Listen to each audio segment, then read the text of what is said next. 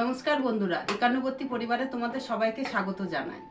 প্রতিদিনের মতো আমি আর দিদিভাই রান্না করতে চলে এসেছি। তো আজকে আমরা কি রান্না করব তোমরা দেখতে থাকো। আজকে আমরা তৈরি করেছি সুজির পোলাও বা সীতাভোগ। সুজির এর আগে ভিডিও করেছি আমরা সুজির ল্যাংচা, সুজির ভাজা নাড়ু। তো আজকে সুজি দিয়ে এই সীতাভোগটা তৈরি করেছি বা সুজির পোলাওটা তৈরি করেছি। খুব সহজভাবে খুব সামান্য উপকরণ দিয়ে তৈরি করেছি। তো কিভাবে আমরা সুজির পোলাওটা তৈরি করলাম তোমরা দেখতে থাকো, আশা করি তোমাদের খুব ভালো লাগবে।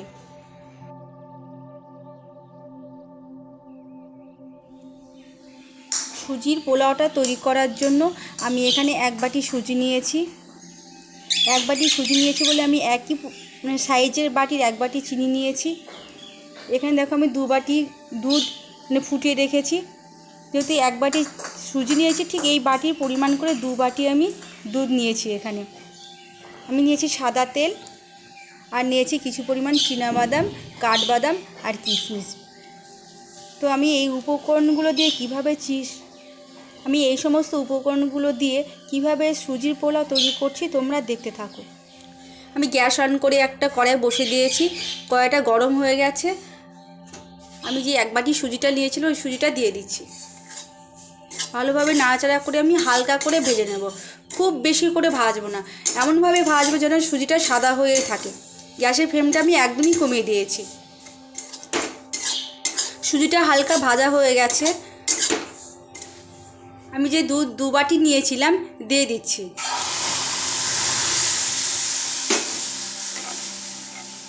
দু বাটি দুধ আমি দিয়ে দিলাম, দিয়ে ভালো করে আমি নেড়ে নেব।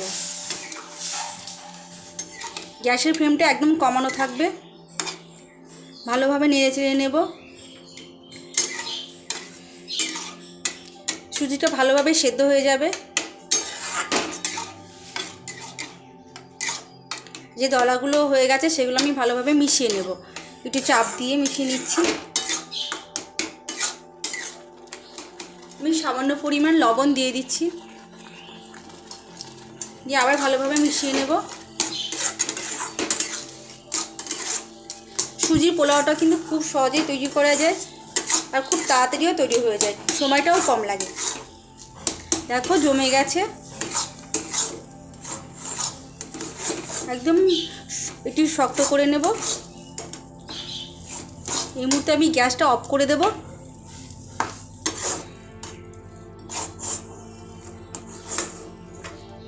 দেখো কতটা শক্ত হয়ে গেছে। আমি এখন একটা থালায় নামিয়ে নেব। আমি এখানে রস তৈরি করে নেব চিনির একটা, সেই জন্য একটা বাটি বসিয়ে দিলাম। যে এক বাটি চিনি নিয়েছিলাম আমি সেই চিনিটা দিয়ে দিলাম। যে সুজির মাপে যেটা নিয়েছিলাম ঠিক সেই চিনিটাই দিয়ে দিলাম মাপ করে। আর হাফ বাটি আমি জল দিয়ে দিলাম। এক বাটি চিনি নিয়েছি সেজন্য হাফ বাটি জল দিয়ে দিলাম। আমি চিনিটা হালকা করে মিশিয়ে দিচ্ছি জলের সাথে। আমি 2টো এলাচ মুখ ছাড়িয়ে দিয়ে দিলাম, দিয়ে আবারও মিশিয়ে নিচ্ছি। চিনির রসটা তৈরি হতে হতে এখানে যে আমি সুজিটা রেখে দিয়েছি দেখো শক্ত হয়ে গেছে, ঠান্ডা হয়ে গেছে। আমি এখন এটা মেখে পুরো সুজিটাকে মেখে একটা ডো তৈরি করে নেব। ডোটা একটু শক্ত করে তৈরি করে নেব, ঠিক যেরকম আমরা রুটি তৈরি করি সেই রুটির মতো। মাখতে গিয়ে দেখো হাতে চিটচিটে লেগে যাচ্ছে, এই জন্য আমি একটু ঘি দিয়ে দেব, তাহলে কি হবে লাগবে না, হাতে লাগবে না। হাতে একটু ঘি মাখিয়ে নিলাম, দেখো এখন আর লেগে যাবে না হাতে।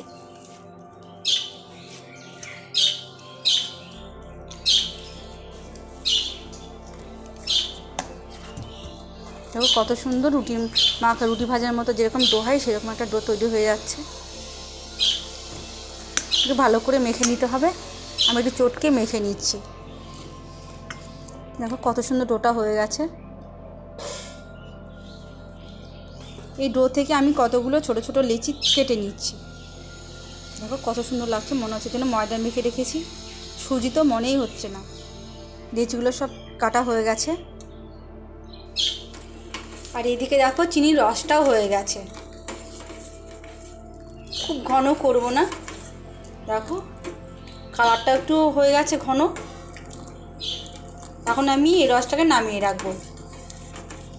চিনির রসটা হয়ে গেছে, আমি নামিয়ে আবার একটা কড়াই বসিয়ে দিলাম। আমি কড়াইটা গরম করতে দিয়ে দিলাম। কড়াই গরম হয়ে গেছে, আমি এখানে সাদা তেল অল্প পরিমাণ দিয়ে দিলাম। আমি যে কিশমিশ, আমন্ড, বাদাম, চীনাবাদাম নিয়েছিলাম এইগুলো আমি একসঙ্গে কড়াইয়ে দিয়ে একটু ভেজে নিলাম। দেখো লাল হয়ে গেছে, আমি এখন তুলে নেব।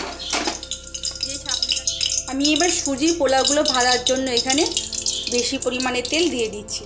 এই আমন্ড ভাজার কড়াই তেল গরম হয়ে গেছে, আমি এখানে একটা কড়ুনি নিয়েছি। আর যে সুজির লেচিগুলো আছে দেখো এই কড়ুনির ওপরে দিয়ে আমি চাপ দেবো। দেখো কি সুন্দর, দেখো পোলাওয়ের মতো পড়ে যাবে।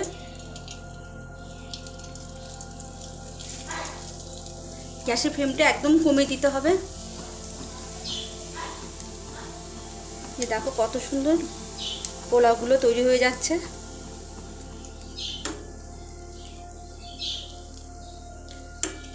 ভাজা হয়ে গেছে পোলাওগুলো, আমি এখন তুলে নেব। আমি একই রকমভাবে সব পোলাওগুলো এইভাবে ভেজে নিচ্ছি। আমার সমস্ত সুজির পোলাওগুলো ভাজা হয়ে গেছে। দেখো সমস্ত পোলাওগুলো ভাজা হয়ে গেছে, কত সুন্দর লাগছে। দেখো ঝরঝর হয়েছে, এই যে দেখো কত সুন্দর লাগছে দেখতে।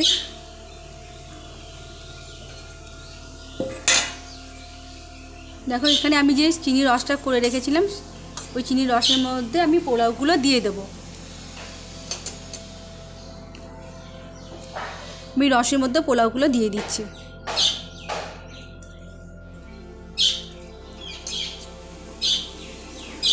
এবার সমস্ত পোলাওগুলো আমার রসের মধ্যে দেওয়া হয়ে গেছে। আমি 2 মিনিট মতো ঢাকা দিয়ে রেখে দিচ্ছি। 2 মিনিট হয়ে গেছে, আমি এখন রস থেকে পোলাওগুলো তুলে নেব।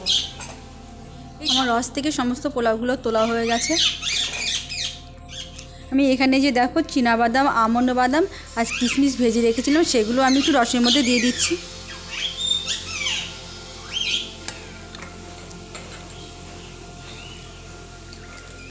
আমি এগুলোও রস থেকে তুলে নিচ্ছি। দেখো আমার এগুলো তোলা হয়ে গেছে। রস থেকে তোলার পর দেখো কতটা ঝরঝরে হয়ে গেছে পোলাওটা। আমি এখন একটা প্লেট নিয়ে নিয়েছি, এই প্লেটটায় সাজিয়ে রাখবো। প্লেটে রাখা হয়ে গেছে। এখানে যে আমি ভেজে রেখেছিলাম আমন্ড, কিশমিশ, চীনাবাদাম সেগুলো দিয়ে আমি একটু সাজিয়ে নেব। দেখো কত সুন্দর লাগছে দেখতে। আমাদের সুজির পোলাওটা পুরো কমপ্লিট হয়ে গেছে, আমাদের ডেকোরেশনও করা হয়ে গেছে। এটা তোমরা সীতাভোগও বলতে পারো, কারণ সীতাভোগের মতনও দেখতে লাগছে দেখো একেবারে।